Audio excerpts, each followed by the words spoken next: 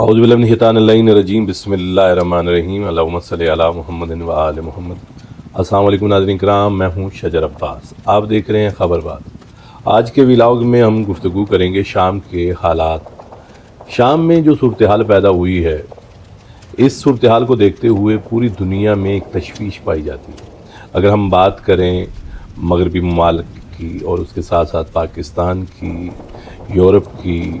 Middle east की, तो हर जगह पे शाम की जंग का तज़किरा हो रहा है। शाम में जो ममालिक जिनके अपने स्टेक्स हैं, अगर हम उनकी बात करें तो उसमें रशिया और रशिया के अलाइज़, उसमें ईरान है, लेबनान है। दूसरी तरफ अगर हम बात करें टर्की है, उसके साथ साथ इसराइल है, इसराइल के साथ साथ जितने भी अरब ममालिक हैं, ये सारे जो है वो वहाँ पे अपने अपने तौर पे एक सर तोड़ कोशिश कर रहे थे। और आज ये हालात सामने आए कि बागियों ने वहाँ पे एक हुकूमत का ख़ात्मा कर दिया। बशार अल असद की हुकूमत का तकरीबन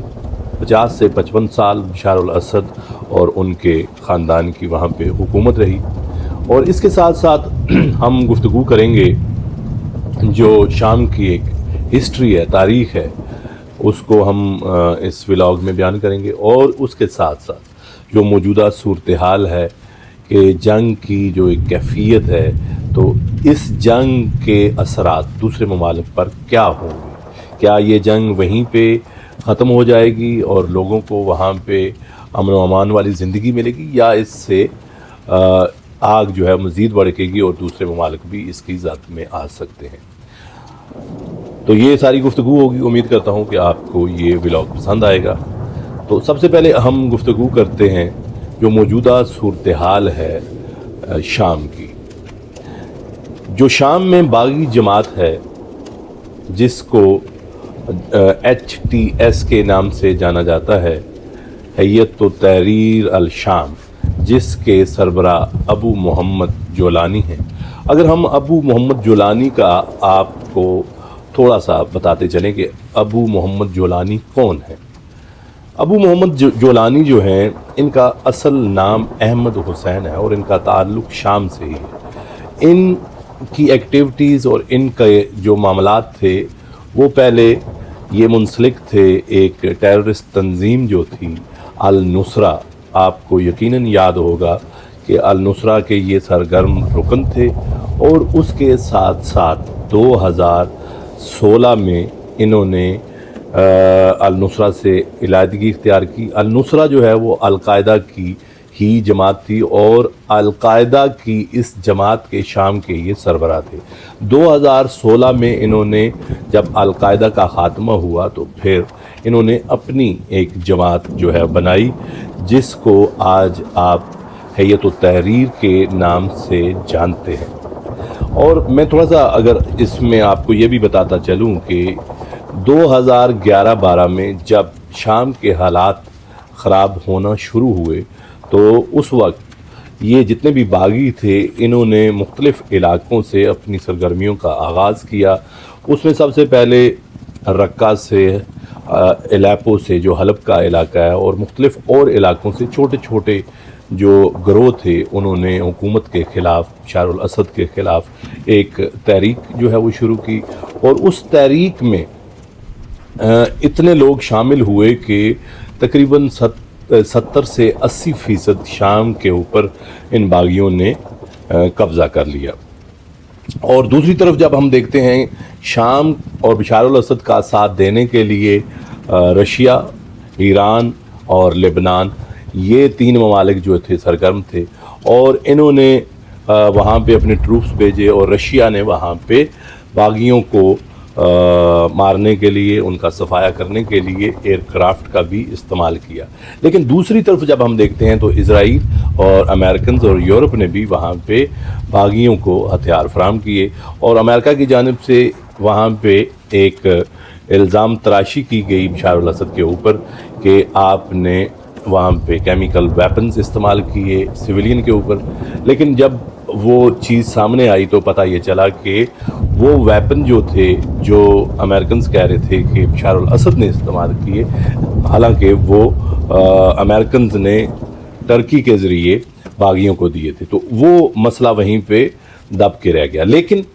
بعد میں یہ صورتحال پیدا ہوتی ہے کہ ٹرکی اور اسرائیل اور دوسرے جو ان کے الائز تھے، انہوں نے جو باغی تنظیم تھی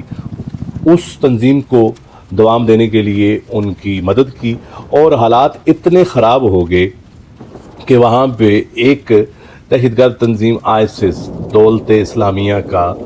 قیام عمل میں آیا، اور آپ نے دیکھا ہوگا کہ دولت اسلامیہ کے قیام کے بعد القاعدہ اور جتنے بھی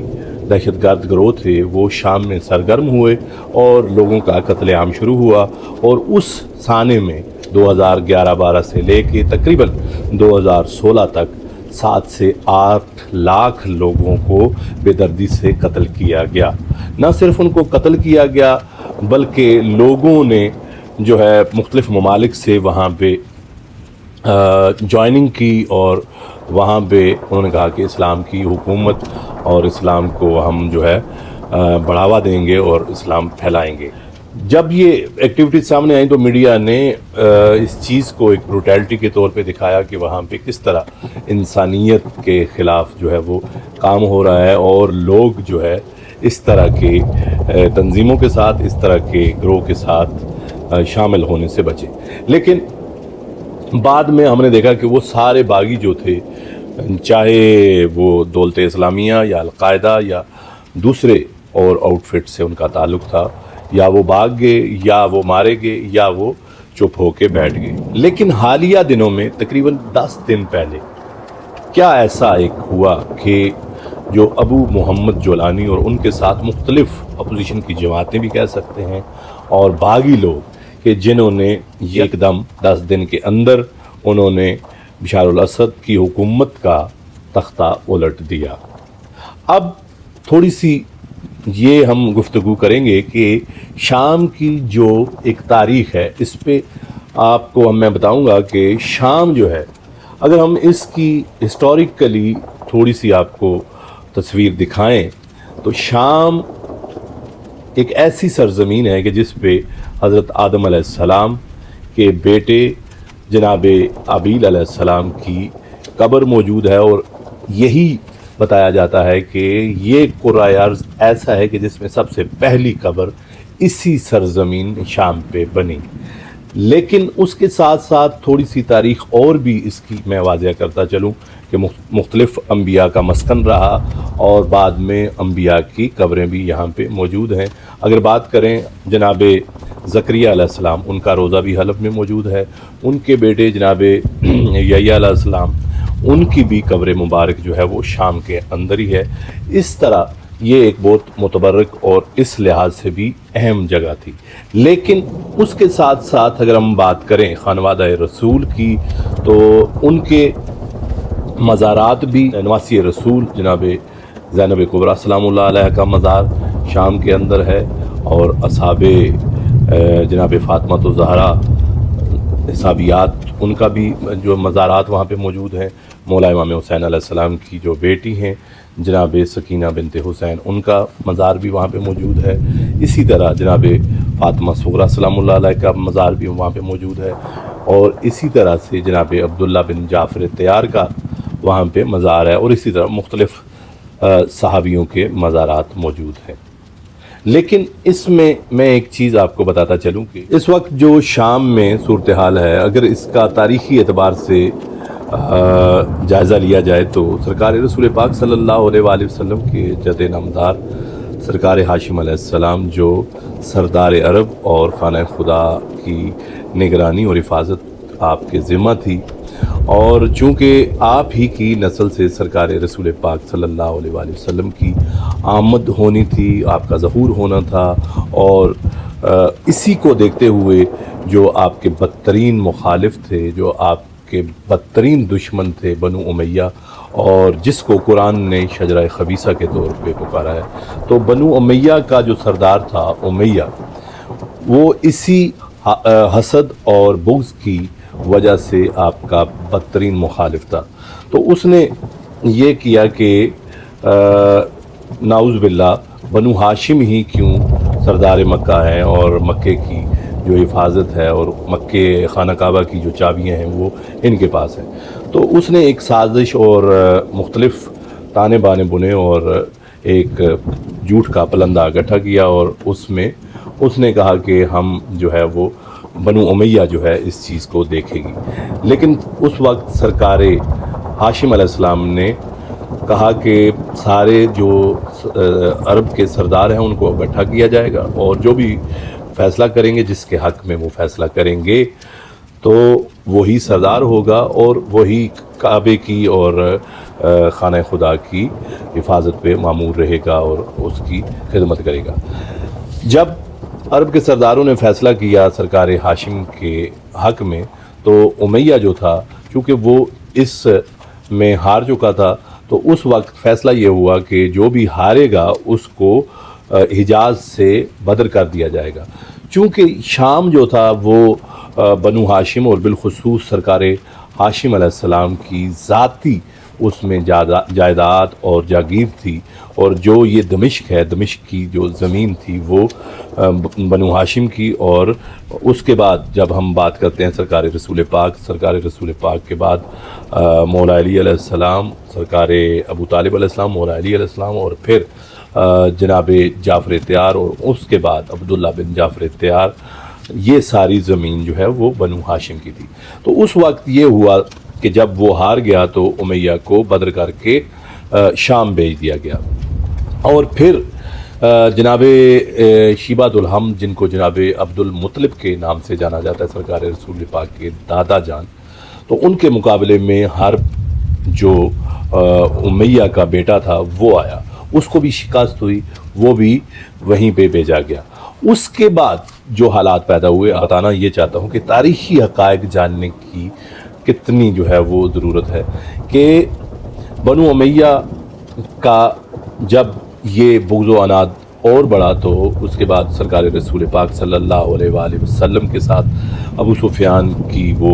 جنگ عہد میں جنگ کرنا، اور اس کے بعد اور زیادہ بغض و عناد اور مجبوراً فتح مکہ کے موقع پہ ابو سفیان کا اسلام لانا،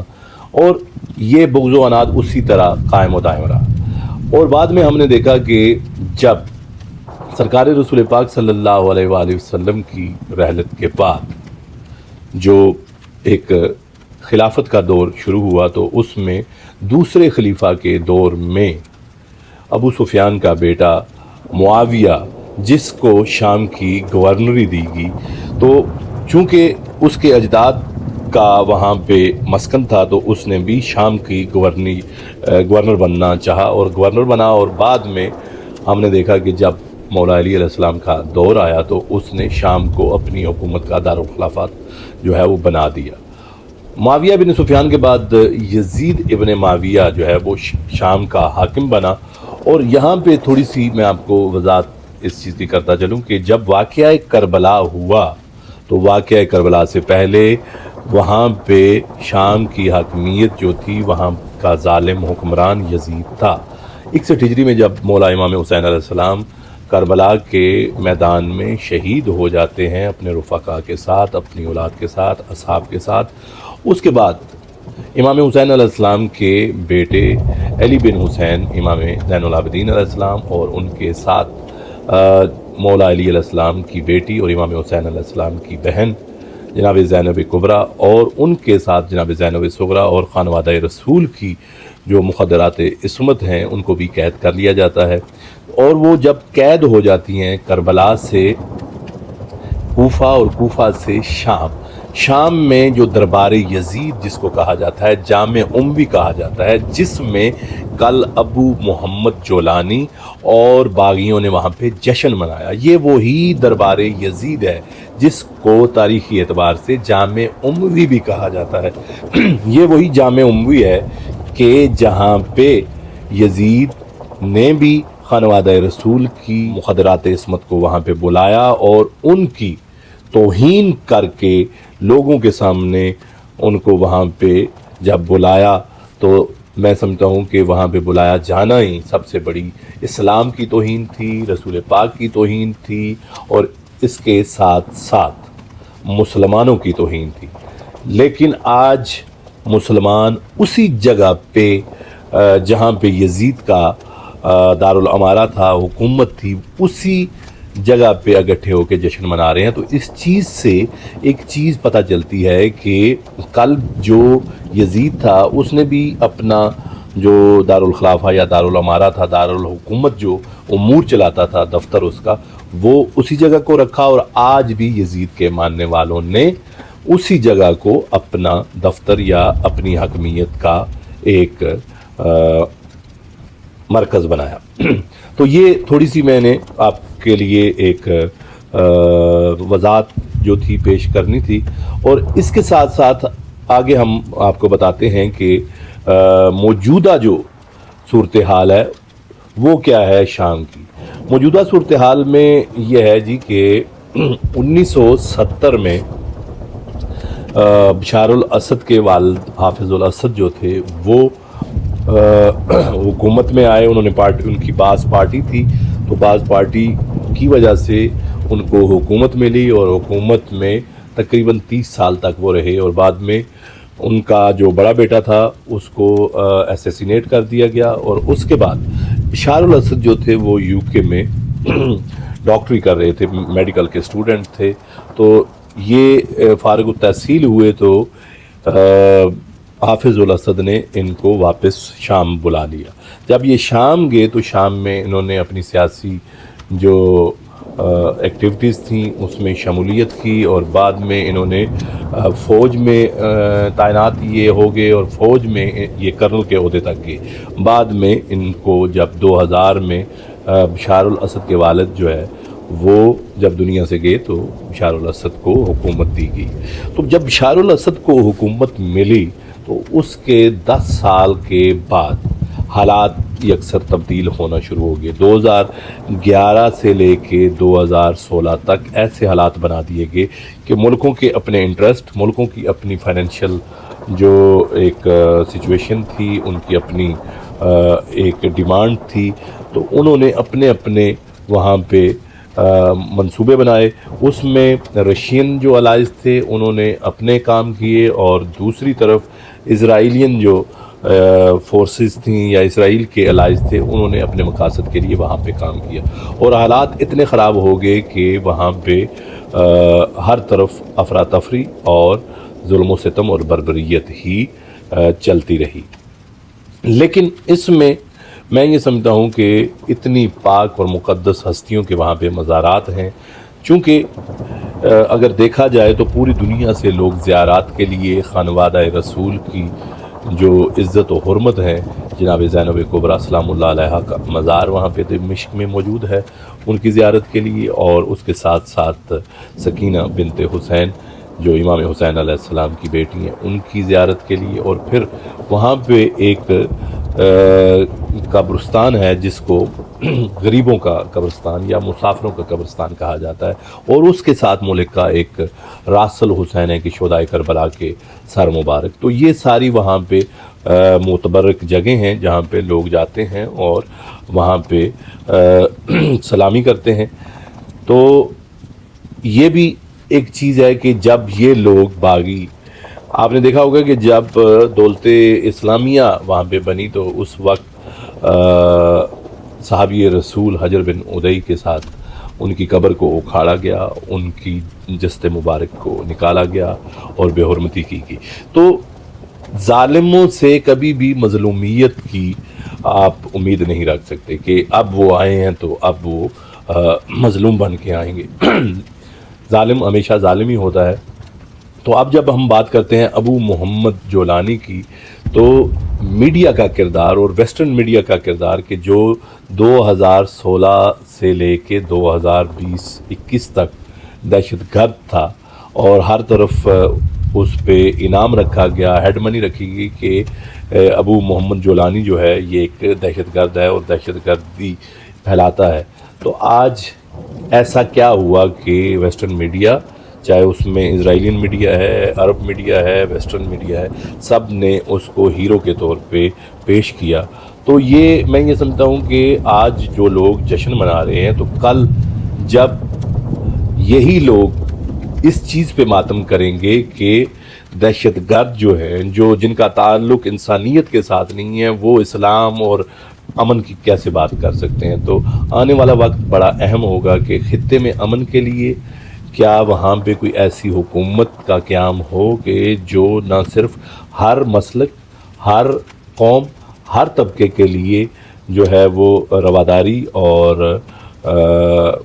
امن کا پیغام لے کے آئے۔ تو مزید میں سمجھتا ہوں کہ آپ کو اس حوالے سے گائے بگائے ہم آگاہ کرتے رہیں گے، لیکن اب تک اتنا ہی ہے کہ یہ جو آگ لگی ہے اس کو جتنا جلدی ممکن ہو بند ہونا چاہیے۔ اگر یہ آگ بند نہ ہوئی تو پوری دنیا کی جو آبادی ہے وہ اس کی لپیٹ میں آ سکتی ہے، اور چاہے اس میں مذہبی انتشار بھی پیدا ہو سکتا ہے، چاہے اس میں نسلی فسادات بھی ہو سکتے ہیں، اور اس کے ساتھ ساتھ اس میں جو سب سے بڑا میں سمجھتا ہوں کہ ایک چیز ہونے والی ہے کہ نسل انسانیت کا قتل عام ہو۔ آپ کا بہت بہت شکریہ۔ مزید ہمارے چینل کو دیکھتے رہیں اور اس ویڈیو کو